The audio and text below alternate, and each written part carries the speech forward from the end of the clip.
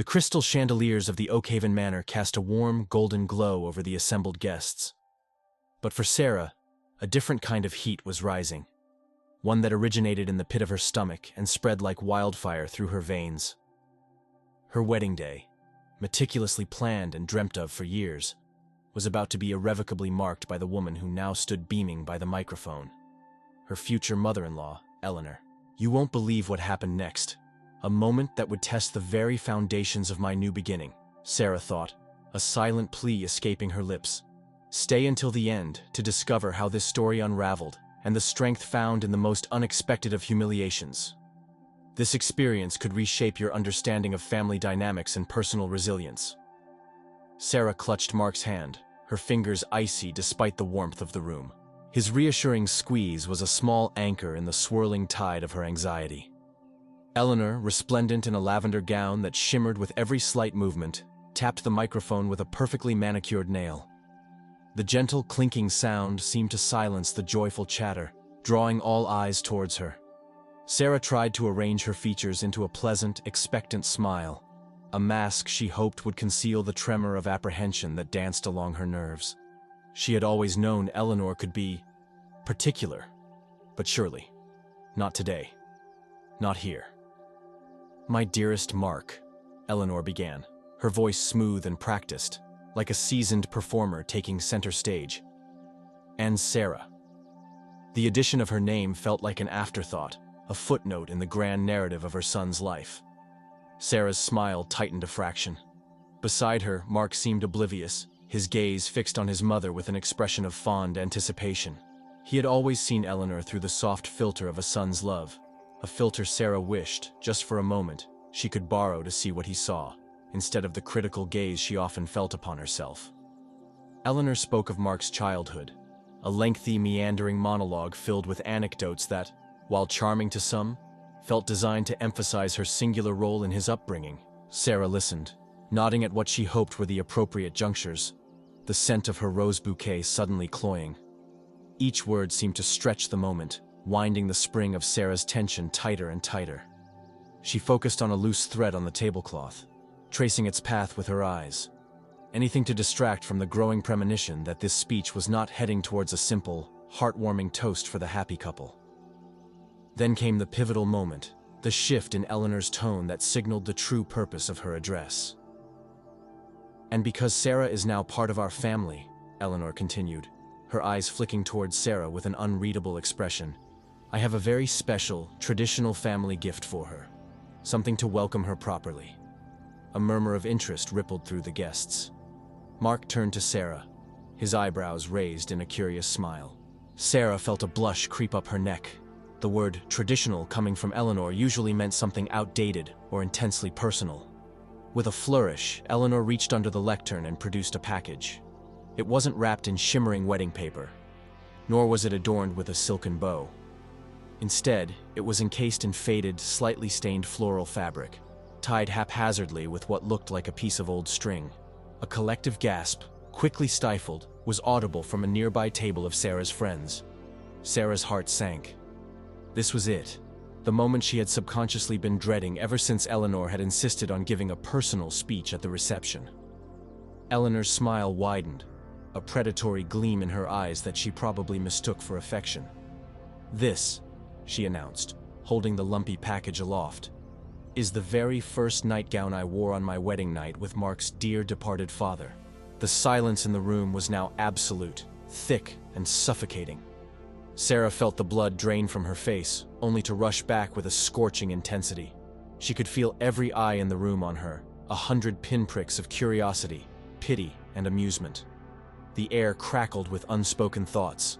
The nightgown, as Eleanor dramatically unfurled it with a theatrical snap of her wrists, was a horror of faded yellow nylon and dubious-looking lace, clearly several decades old and bearing faint, unidentifiable stains. It was something so intimately personal, so incredibly inappropriate for a public reveal at a wedding reception, that Sarah was momentarily stunned into immobility. This wasn't just a quirky, ill-judged gift. It felt like a deliberate act of sabotage, a territorial marking of sorts, designed to embarrass her at her most vulnerable, happiest moment. Sarah's mind reeled. a chaotic slideshow of emotions flashing through her. Disbelief, raw humiliation, a burning anger, and a desperate wish for the ground to swallow her whole. She could hear a nervous titter from somewhere in the crowd, quickly hushed. Her own mother looked aghast, her hand flying to her mouth. Even from a distance, Sarah could see the concern etched on her bridesmaids' faces.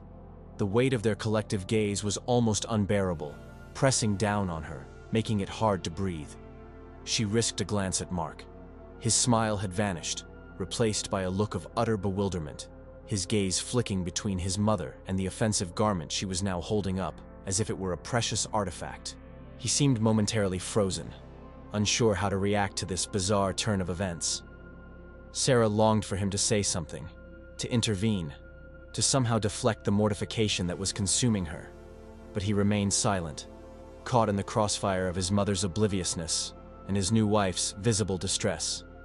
Eleanor, seemingly oblivious to the crater of awkwardness she had just created, continued, "I saved it all these years, hoping my son's wife would appreciate such a meaningful heirloom." Her words, meant perhaps in her own mind to be sentimental, landed like stones, each one a fresh wave of embarrassment for Sarah. The implication was clear.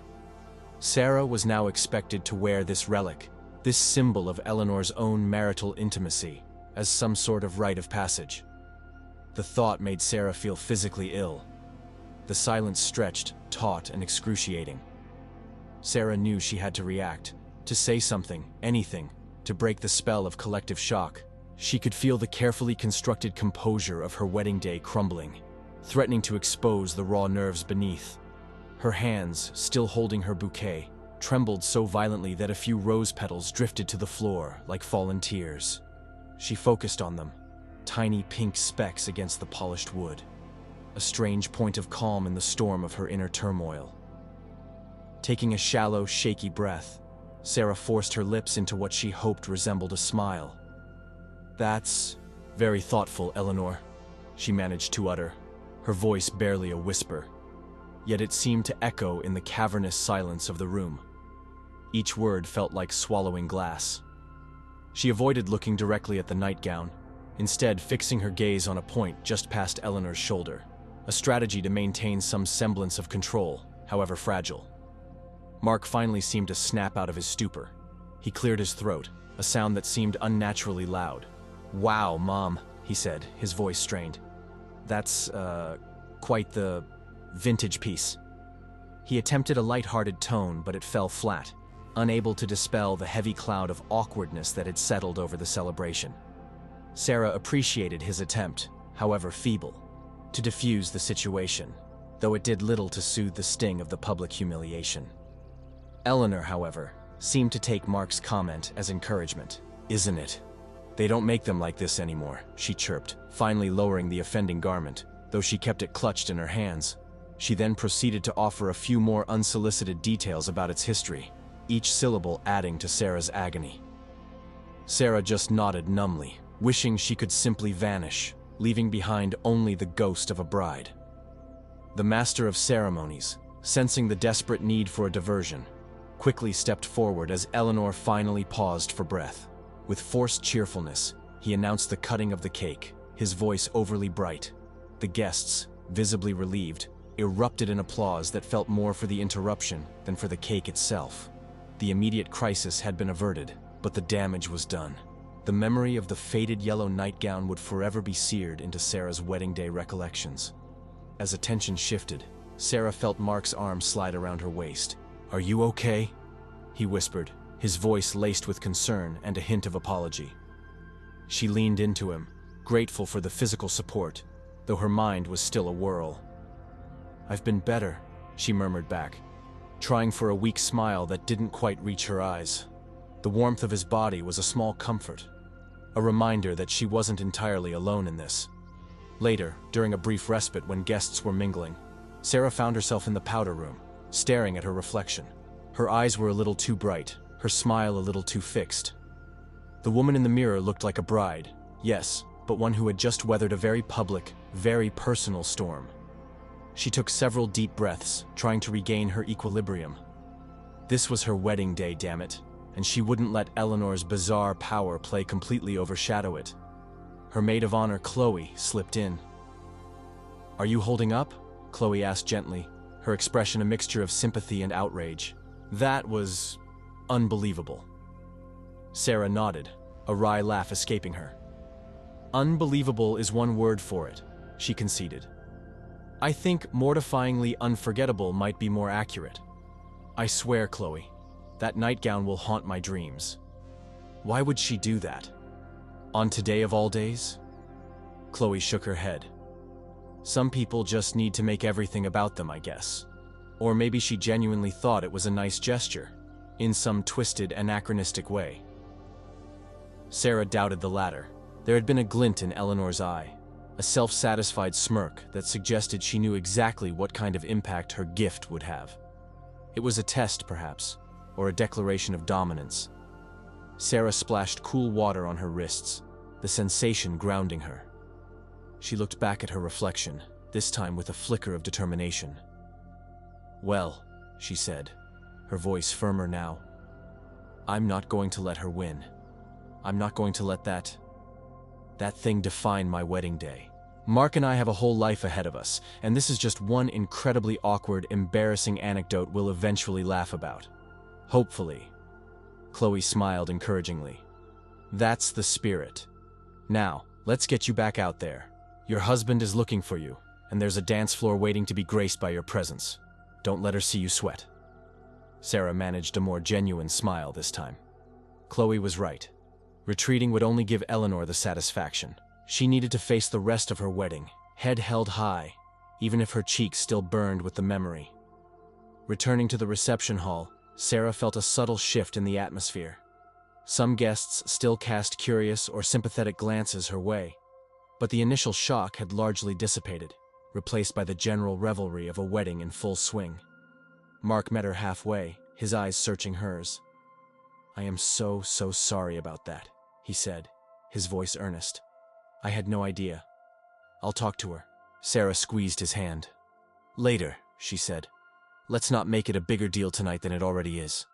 For now, let's just dance." Mark's relief was palpable. He pulled her close as the band started a new song, a lively tune that invited movement and joy. As they swayed together, Sarah consciously pushed the image of the yellow nightgown to the back of her mind, focusing instead on Mark's embrace, on the music, on the smiling faces of their friends and family who were genuinely happy for them. The rest of the evening passed in a blur of dancing, toasts, none from Eleanor, thankfully, and shared laughter. The gift incident remained an undercurrent, a topic of hushed whispers in some corners, but Sarah refused to let it resurface and dominate her celebration. She focused on the love she felt for Mark, and the love that surrounded them from most of their guests. It wasn't easy, but with each passing hour, the sting of the humiliation lessened, replaced by a growing sense of resilience.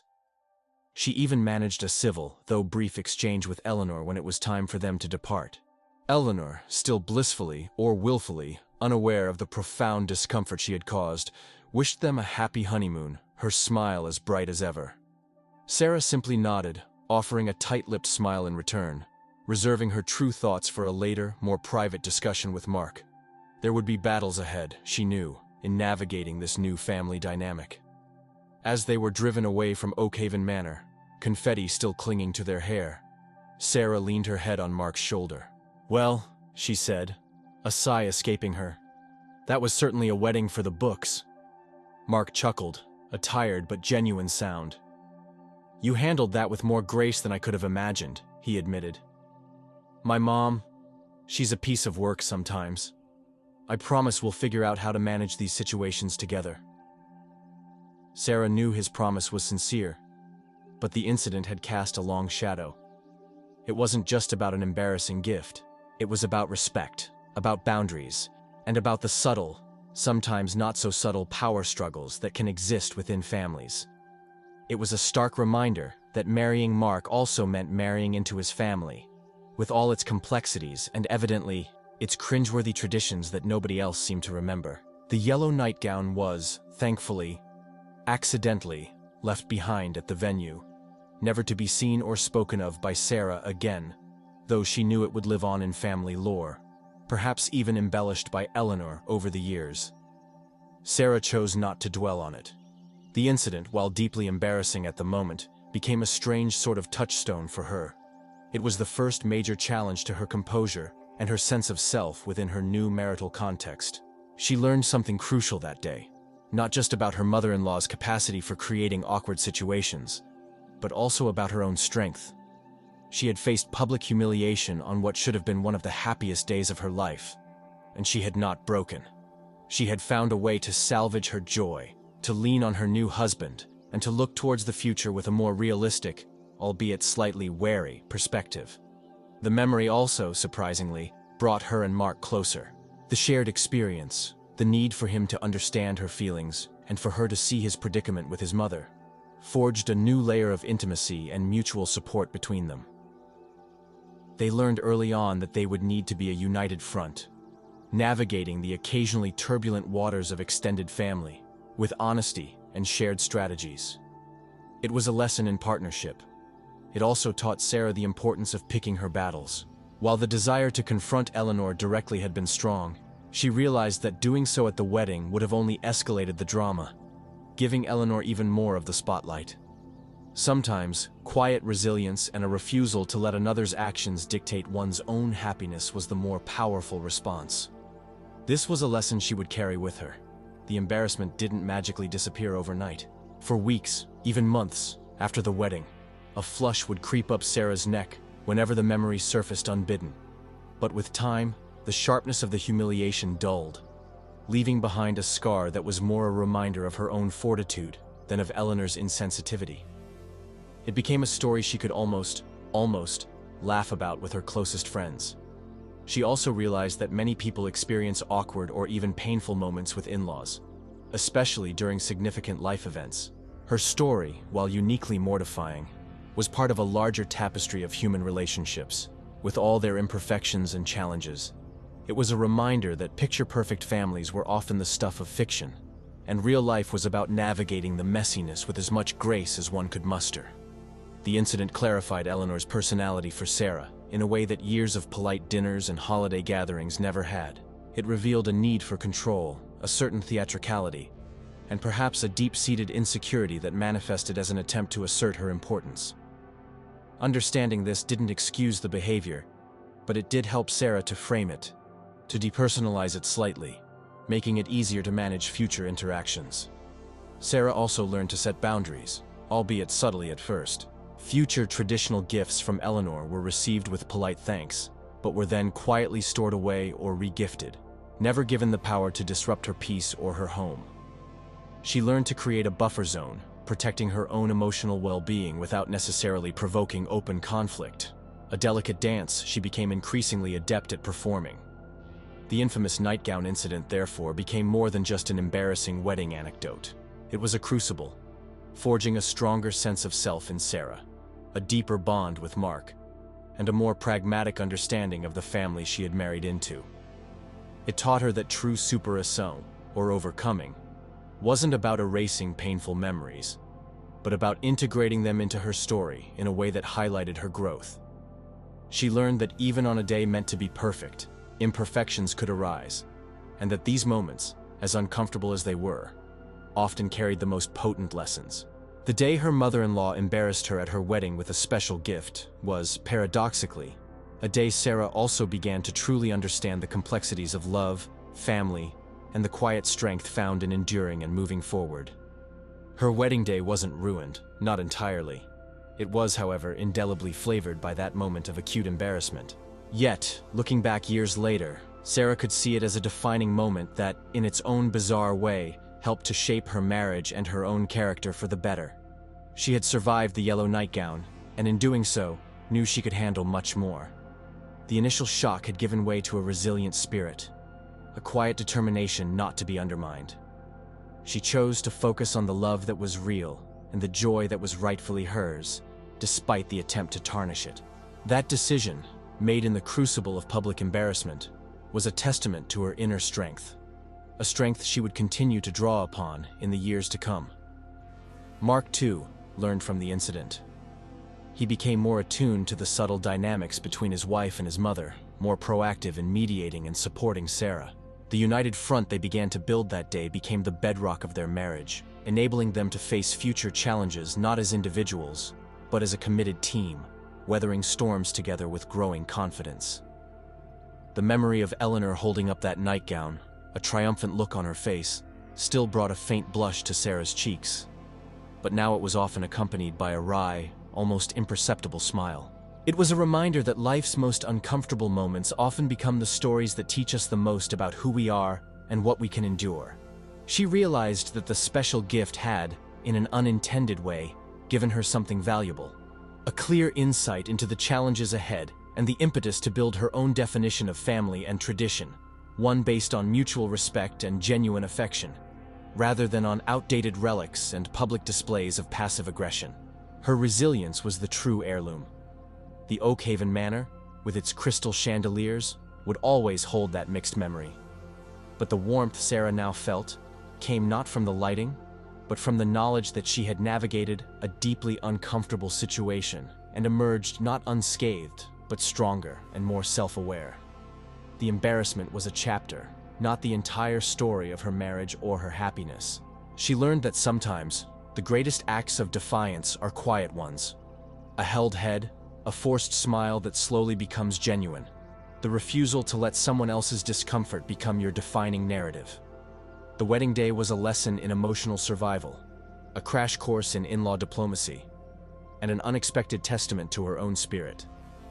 It underscored the truth that relationships, especially family ones, are rarely simple.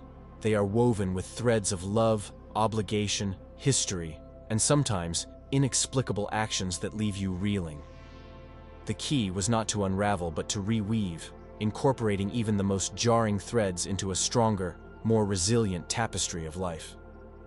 Sarah often thought back to that moment, not with the same searing heat of humiliation, but with a kind of detached wisdom.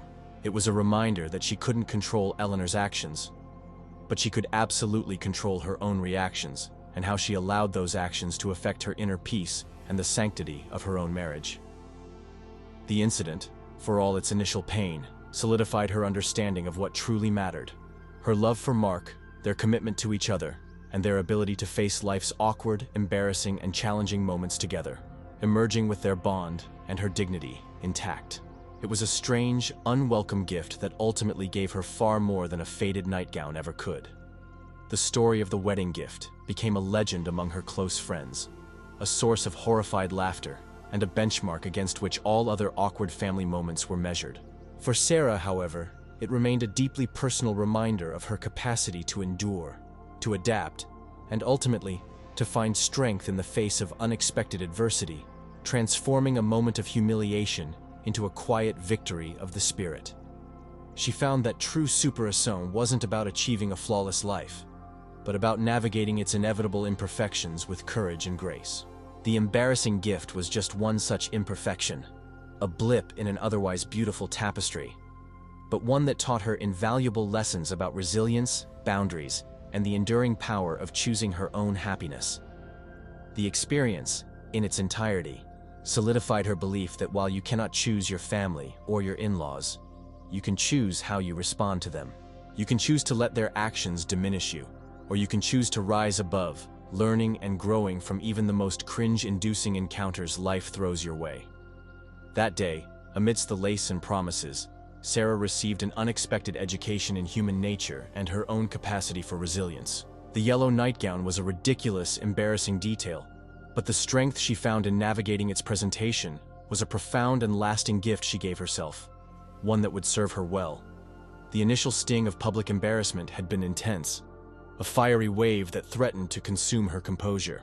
Yet, as the evening progressed, a different kind of warmth began to spread through her. The warmth of solidarity from her husband, the supportive glances from friends, and a budding awareness of her own inner fortitude. She chose not to let Eleanor's stunt define the day, a conscious decision that felt like a small but significant victory. Each smile she shared with Mark, each dance, each congratulatory hug from a guest, became an act of reclaiming her joy, pushing the awkward memory further into the background where it belonged. The incident, though unpleasant, inadvertently highlighted the strength of her relationship with Mark. His immediate, albeit flustered, attempt to smooth things over, and his subsequent apology and promise to address the issue, reassured her that they were a team capable of facing such familial oddities together.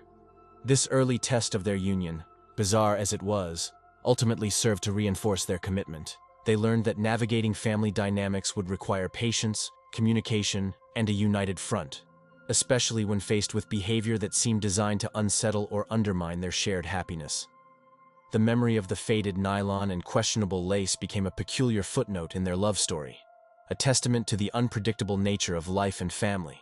It was a story that, with time, lost some of its power to embarrass and instead became an anecdote that underscored their journey. It was a stark lesson in boundaries, one Sarah took to heart.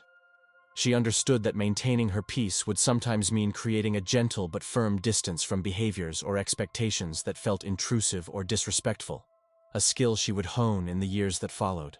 The wedding day, therefore, was not just a celebration of love, but also an unexpected initiation into the more complex realities of married life and extended family. It was a day of joy, yes, but also a day that demanded resilience and a quick recalibration of expectations. Sarah realized that the perfect wedding is often a myth, and that real beauty can be found in how imperfections are handled. Her ability to navigate that moment, to hold on to her dignity, and to still find joy in her day was a profound personal triumph. The embarrassment was real and acute, but so was her capacity to rise above it. That unexpected gift from Eleanor inadvertently revealed a gift Sarah already possessed, an inner strength and grace that would be far more valuable in her marriage than any traditional heirloom. If this story touched you, or if you've ever experienced an awkward family moment that tested your limits, please leave your comment and share your opinion or a similar experience. Don't forget to like this story and subscribe or follow the channel profile for more emotional and inspiring narratives like this.